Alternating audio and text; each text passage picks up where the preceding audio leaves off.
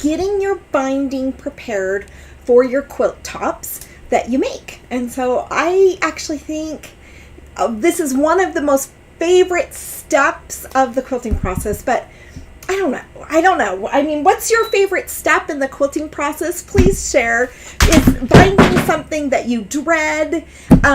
Share your thoughts about binding. Is it something you put off? Do you have any quilts laying around that aren't bound? What's the longest time you lasted until you bound a quilt? I have to tell you that I have had some really, I've got one to share with you at the end of this video. So anyways, come let me know where you're from. I'm in Salt Lake City, Utah. Today I am going to get my binding ready for the Live Well, Live Strong quilt that we have been quilting. And I'm going to show you some of my binding tips. I'm also going to show you of how I prepare my binding. I'm also going to show you how I prepare my binding when I've used a wide back, and what I'm going to do to get that binding prepared. Hi Liz, how are you? It's so good to see you. So let's talk all about binding. How do you feel about binding? What's your biggest pain point of the binding process? Oh, but the video's not moving. Oh, maybe I've got, hi Laura, how are you? I wonder if I've got some weird things. I have one waiting for about a year. Can't decide on the binding. Isn't it funny the things that we do? So Liz, you guys let me know if my video is not moving and if it's frozen up. Let me see if I hit a button or anything like that. Jane says, hello, good evening. Deborah says binding is not, in capitals, her favorite step in the quilting process, but blessings to all of you from West Virginia. I agree with you. We all have different things that we like to do and some that we don't like to do. And I should actually share with you, I wonder if I have any yardage. Oh, I know where I have yardage. So I'm going to grab some yardage in just a minute so I can show you how I cut my binding for, say, this wide back, because I'm using a wide backing here. So I want to show you a little bit how I'm cutting my binding with that, but I'm also going to show you how I cut binding just from regular 45-inch width of fabric. Okay, so okay, good. I'm glad the video is working. So let's go ahead and get started. I'm going to flip the camera around so you can see my working space. And I'm going to show you the fabrics that I'm working with. And also, what width of binding do you work with that you feel comfortable with? So typically people work with bindings that are maybe 2 inches, 2.5 inches, maybe 3 inches. So everybody kind of has, there's no rules per se, you know, about binding. So what size binding do you feel comfortable working with?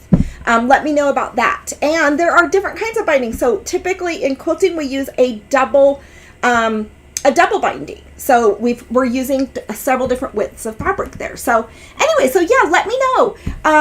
Let me know what width of binding you guys like to work with. I think we're gonna just do a 2.5-inch binding here today. So let's go ahead and flip that camera around. And I'm gonna show you this piece of fabric that is messy. And I cut it off of my quilt, the backing from the thing. So I'm going to show you how I take a really messy piece of fabric and get it to that binding stage too. So yes, so Liz says it's 2.5. Linda says 2.5. Laura says 2.5. Never done a binding, getting ready to do it. So I'm wanting to hear all the secrets. Okay, good. Let's get going. All right, let's flip the camera here. Okay. So here is my backing fabric. Now, this is actually in the shape of an L, okay, this thing. Maybe I should sketch a piece of paper. Let me grab a piece of paper. So, for example, I'm going to show you this. So, let me see if I can find a piece of paper without anything on it on the back. So, this piece of fabric right here is actually in an L shape. So, my quilt was on here's my quilt right here. And my backing fabric was really, it was extra, and I didn't trim it off until later after I got it. So this quilt piece right here is the piece that is from right here to right here, okay? So I'm going to show you, it's all in one piece, and I'm going to show you how to work with a piece of fabric like that, because you want to take advantage of this excess fabric that you have to piece together your quilt. So you don't want to, well, we don't want to waste fabric, right? So let's go ahead. So you can see this is just a really long piece of fabric, And I'm using my wide back fabric for it. Now, another thing is don't get too overwhelmed with making all the choices about what color your binding is going to be. I would just get your quilt bound.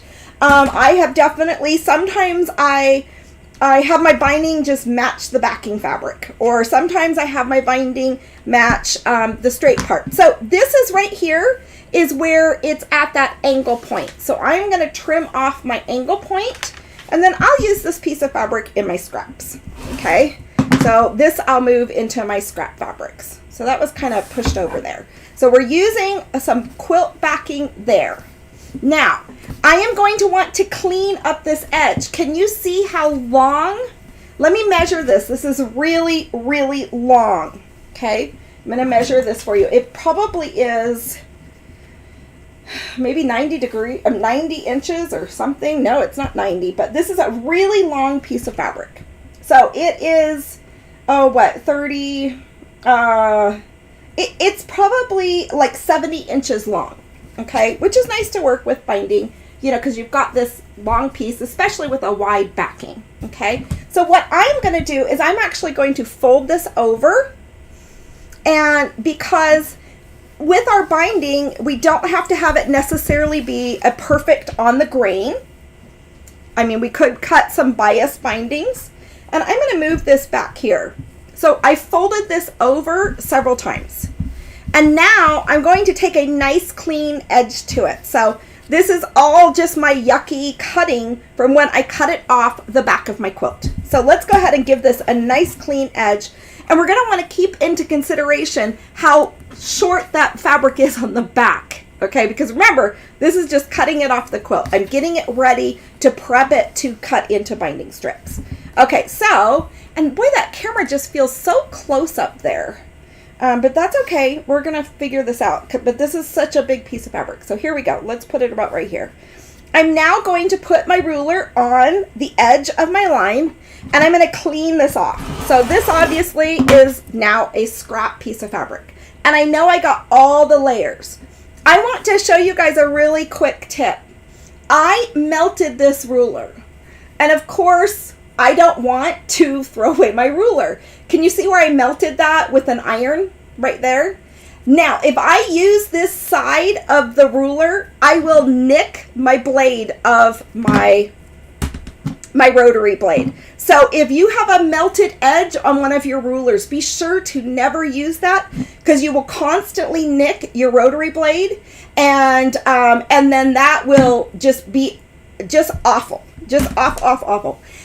Deborah, yes, this is what I'm doing to be able to get these really, really long strips. Okay, so backing fabric, and yes, Deborah, but I did use some of this for the actual quilt top itself. So this is how I would do it for the backing fabric. In this video, this is how I would do this.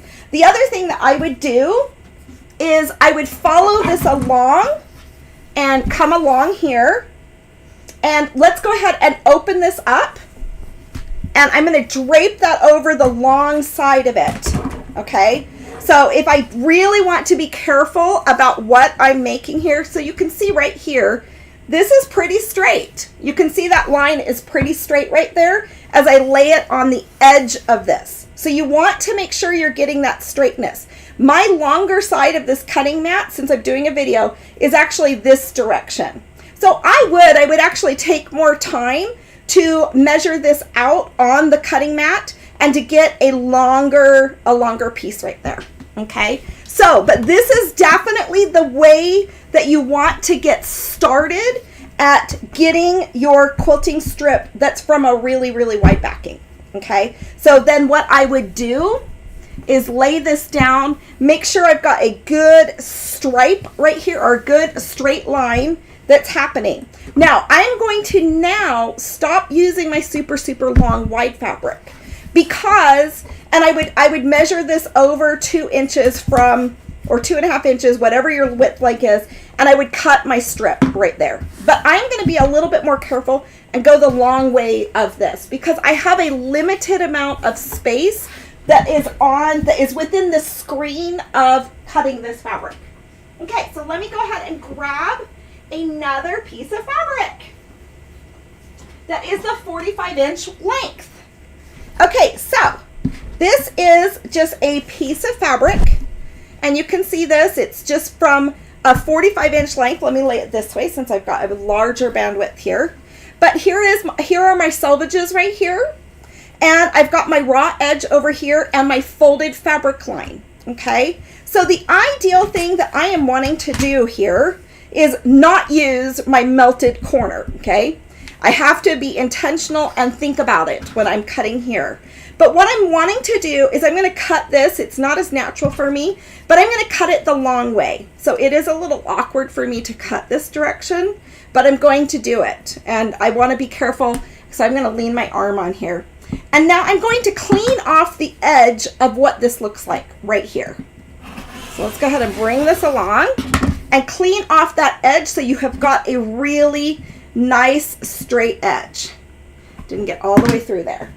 Okay, now you're going to determine what your quilt width is. So we're going to cut 2 strips right here. So I'm going to do a 2.5-inch length, and it's going to be width of fabric, which is WOF.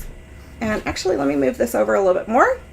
It's WOF when you see patterns, okay? The patterns are WF. The other thing, when you're cutting with the fabric, you want to make sure that you've got it lined up according to this right here, but you also want to make sure that you've got this squared up and you've got it laid up according to your fold, okay? So you can see how I've got my fold here. And up here, I'm a little wonky because the first time I cut it, it was not lined up according to the fold. So that is something that you are absolutely going to correct. All right, so I'm going to cut this again with a little bit more accuracy because you can see this is going off. And that will create a wonky strip, as Deborah just said right there. So let's go ahead and say that. So in order to avoid those wonky strips, you're going to want to not just trim it here, but make sure your folded line is cut also. Now, let's go ahead and cut this at the 2.5-inch strip length. And I'm going to come along here.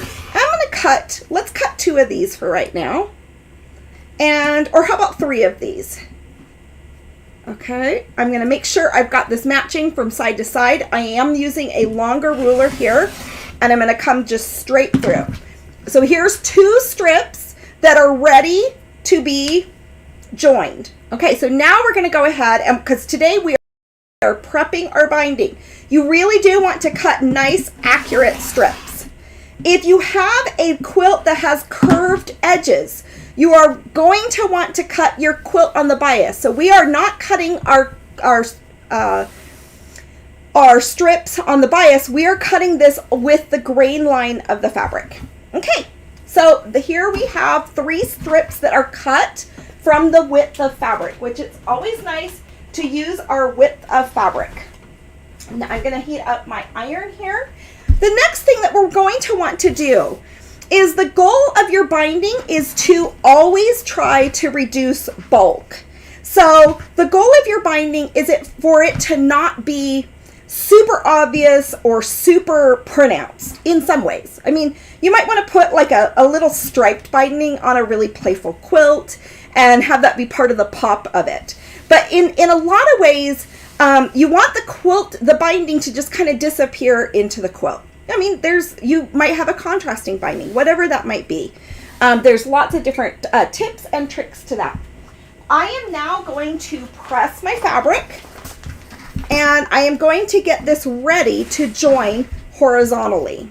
So I'll press it in just a minute, but before I do that, I am going to match so since we're going for the thinnest binding with the least amount of bulk to it, we want to place our strips right sides together, and we want to have a biased corner here that we are going to actually stitch. So this is not a solid print. This is a screen printed fabric. So my right sides are fabric together. We're going to put those both fabric sides together, and I'm going to stick a pin into it. And then I'm going to actually grab my pencil and my ruler once again. And I'm going to just do a good pencil mark. Some people might be really good at just eyeballing this or something like that, but I do like to stick a pin in it and go ahead and have a marking of where I'm going to stitch this on the diagonal. Okay, so I went ahead and matched that one. Let's go. Oh, my pin came out. Okay, let's go ahead and do that again. That's so cute when I pulled out that ruler that went ahead and went. Okay, so once again, I'm going to put this next piece laying right side down with right side fabric up. And now I'm going to put this right side down together in the same pattern so that my bias is how I'm stitching this on the bias. I am going to have less bulk than actually sewing this together, right sides together from here. If I'm sewing this right sides together, I'm going to have a bulky seam that's on a straight line. You're going to have more of a bulky seam there. So you do want to try to cut this on the diagonal or stitch it on the diagonal and then trim that clean. All right, so let's go ahead and get to our stitching part. And then we'll get to our pressing part. And I have some fun little tips and tricks for you guys to share as I go ahead and I make my bindings. I've got a really kind of fast way that I do it, and it's a little crazy, or at least it feels crazy sometimes. Now I'm going to go ahead and I'm going to stitch this, and let me go ahead, and the thread came out of this, so I do need to hold on for 1 second. There we go. My machine came unthreaded. Let me grab my reading glasses, put on my reading glasses so I can see this through. So now tell me, let's see here. Deborah has not been able to get her strips to not have a bulge or be bulking when it is folded. You know, Deborah, that's a really good point. I have owned a quilt store since, I don't know, well, the year 2002 is, well, yeah, I opened my quilt store in the year 2002. Now I'm going to stitch this along. So I feel like I've gotten pretty good at the cutting of my strips. Okay, let me turn that little baby on. I feel like I've gotten better at cutting my strips and more intentional with looking at the grain of the fabric, lining up that fold line and things like that. It is not going to be perfect, but your binding is, we have a double bias binding. So even though we have it cut at 2.5 inches, really they're only going to see that 1.25 inch all the way around, and that's going to be folded. I'm now going to string feed through my second bias binding. Okay, so the goal is to have your binding be so you don't feel much bulk in the binding itself. And so for that reason, when you prep your binding, you get that prepped. Okay, we're going to set the sewing machine to the side now because we won't need it. Okay, now we're going to go ahead and take our pins out. So let's go ahead and take our pins out of here. So, and really, they're only going to see like 3/4 of a side, and maybe even less. Actually, much less than that because you still have it even, you know, going through. Okay, before we press this, we're going to want to trim off our excess thread, our excess fabric here, because remember, we don't want all this excess on here. So let's go ahead and trim this off. And I'm going to trim it at 1/4 inch seam because once again, we don't want that super bulkiness in our binding. So trim it down to 1/4 inch seam. Now we're going to go ahead and we're going to press this. And we don't want our selvages. Okay, so when I went ahead and I put that at a diagonal, so for example, when I lined this up as a diagonal, you do not want your selvage, these where it is machined on the machine that constructed the fabric, you don't want your selvages to be part of that. You're going to want to go a little bit higher and a little bit over so that your selvages are not part of this process, okay? I'm going to also want to go ahead and trim off my selvages here because I don't want to accidentally say I have to add more binding. It's something I just don't want to have to think about later, okay? If I was short a strip or something like that. Okay, so now I've got my great piece of binding and it looks pretty good, but it needs to be pressed. So let's go ahead and look at that. First things that we're going to want to press is our actual seam allowance right here. So let's go ahead and press this. Now you can go ahead and press it over to the side if you care to, and you can press it open.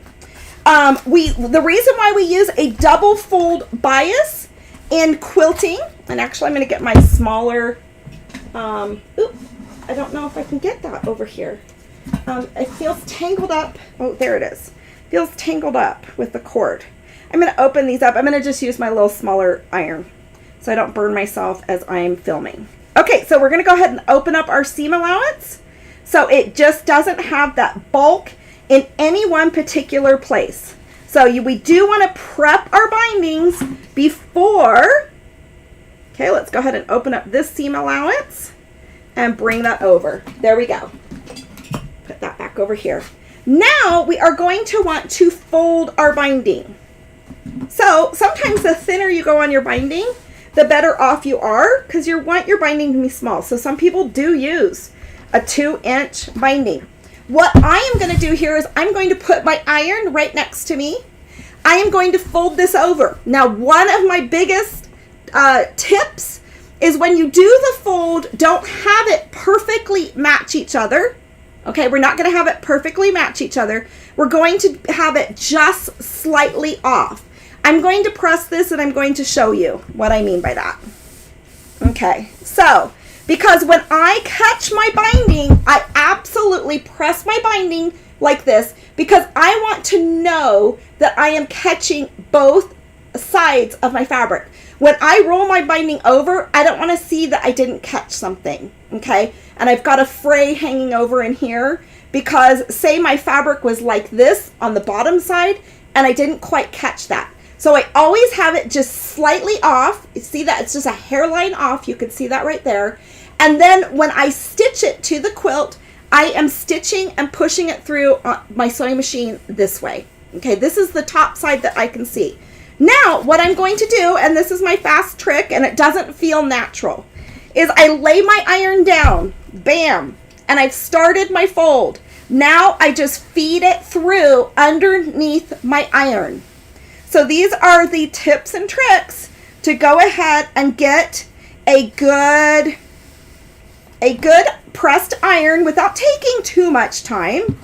It's not going to be crazy. And I'm going to go ahead and bring this over and just pull it underneath here, and you can go actually pretty quickly doing it like this. And it doesn't feel natural because you've got that iron just laying down and it doesn't feel right. But that's what I do. Okay, once again, I'm going to make sure I can still see a hair of this, and I'm going off just ever so slightly. But I start feeding it through, and it feeds through just great. Does anybody do this themselves when you are making your binding? Okay, so I just kind of feed it through and feed it through. Got a little bit more of my edge, and I've been doing this for so long. I don't know. I guess I get comfortable feeding it through.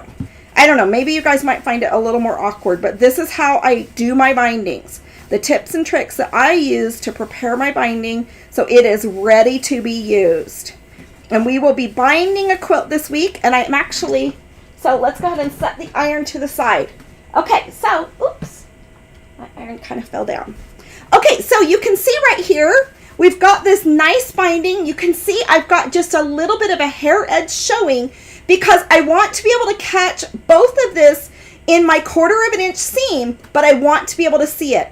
I am going to trim off my dog ears because remember, the goal is to have the least amount of bulk as possible. And once again, I'm going to trim off my dog ears right here.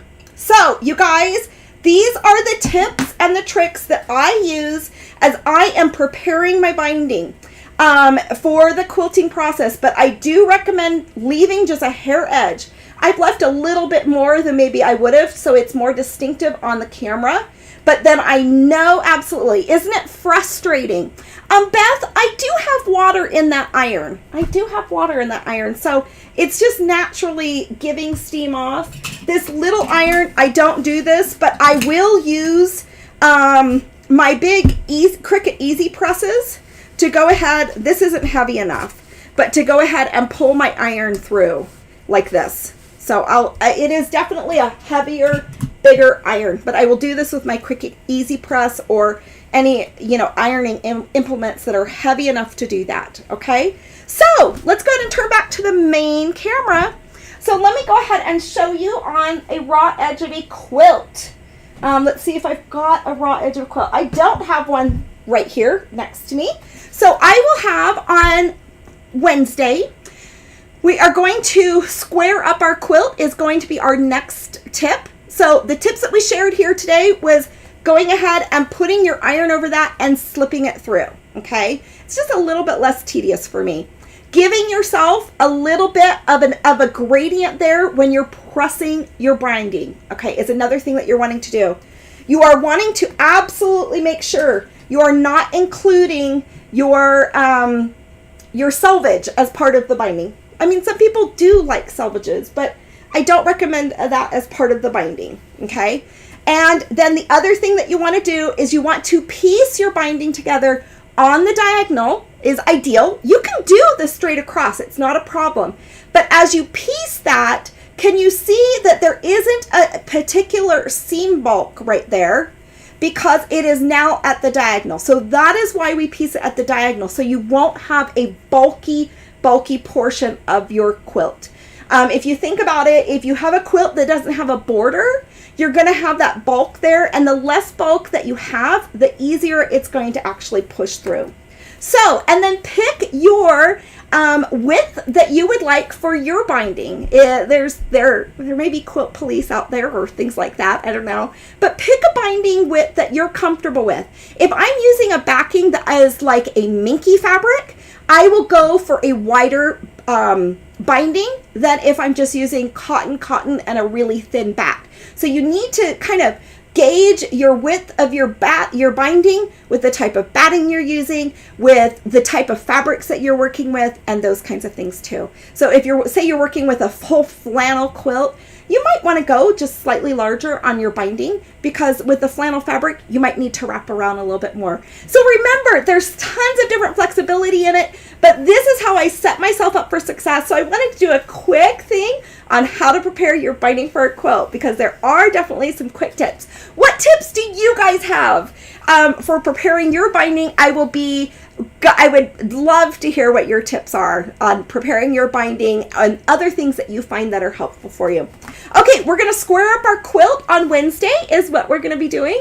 And then on Friday, we're going to work on attaching the binding to the quilt, but I might just use like a mug rug. No, not a mug rug. Maybe a hot pad or something to teach you those tips, and then how to join your binding. And that will be the video that we'll have on Wednesday, but to join it where there's no extra bulk in there. Okay, all right, we'll see you guys a little bit later. Have a great day, enjoy yourself, and I will be back on Wednesday at noon and Friday at noon Mountain Standard Time. Can't wait to see you guys and share all the tips, and I can't wait to hear your tips too. So be thinking about tips that you can share. All right, we'll talk to you soon. Have a good one. Yes, Valerie, tip is have someone else do it. Yeah, that would be a great suggestion. Thank you.